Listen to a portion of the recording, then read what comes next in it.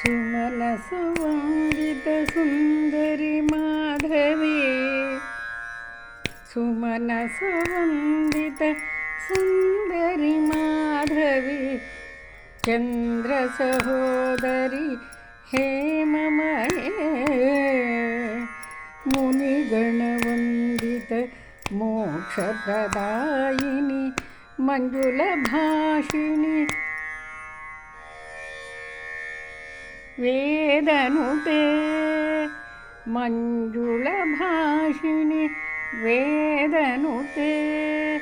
मञ्जुलभाषिणि वेदनुते पङ्करवासिनि देवसुपूजित सद्गुणवर्षिणि शान्तियुते जय जय हे मधुसूदनकामिनि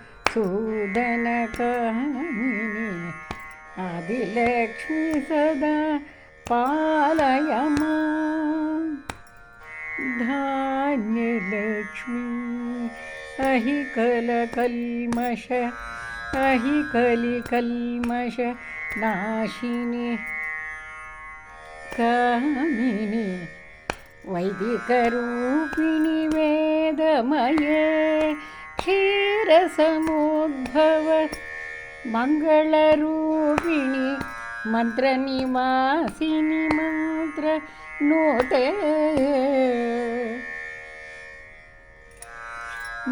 मङ्गलदायिनि अम्बुजवासिनि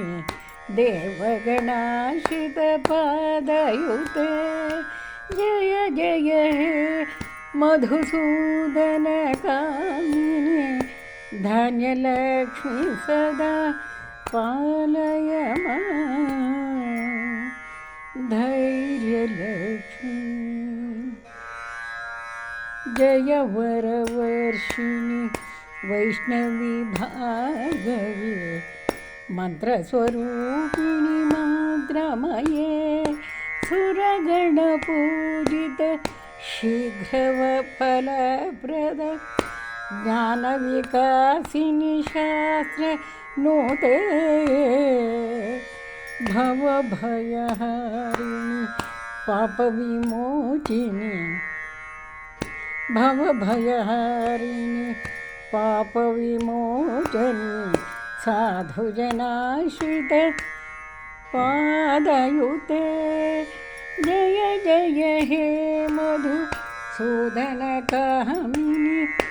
धैर्यलक्ष्मी सदा पालय मां गजलक्ष्मी जय जय दुर्गतिनाशिनि कामिनि सर्वफलप्रद शास्त्रमये रथगजतुरग पदादिसमाहृत परिजनमण्डित लोकनुते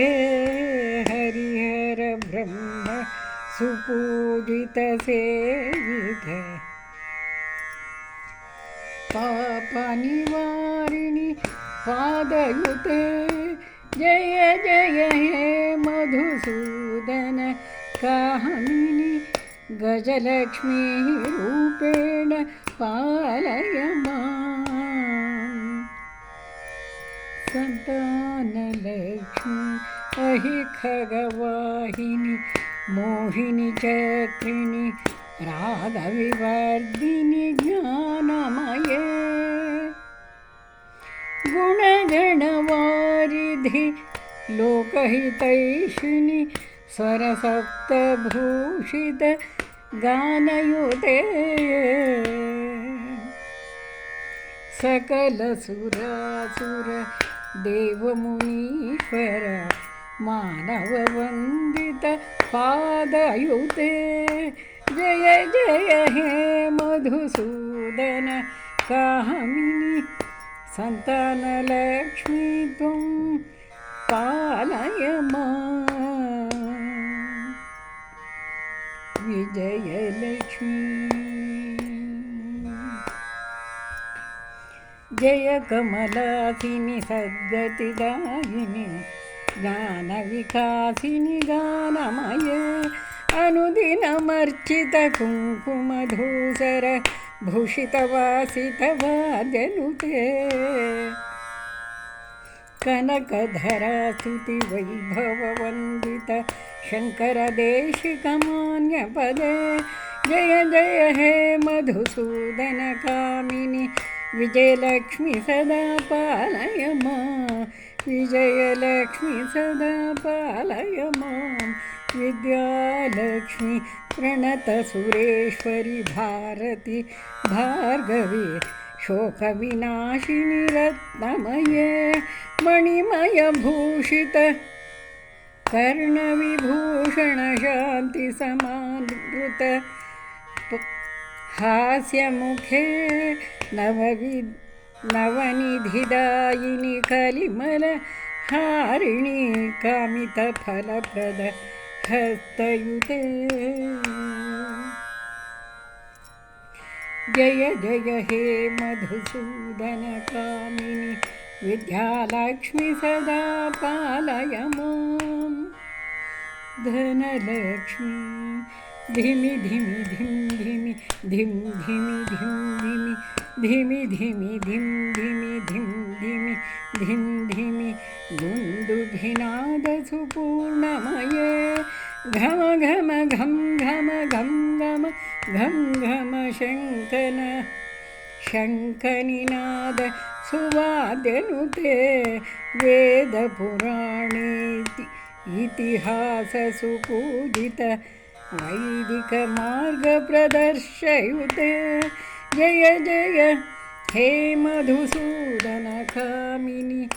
धनलक्ष्मीरूपेण पालय मां धनलक्ष्मीरूपेण पालय माम्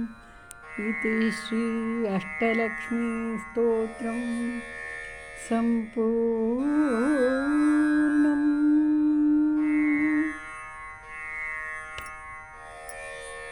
सन्मङ्गलानि भवन्तु।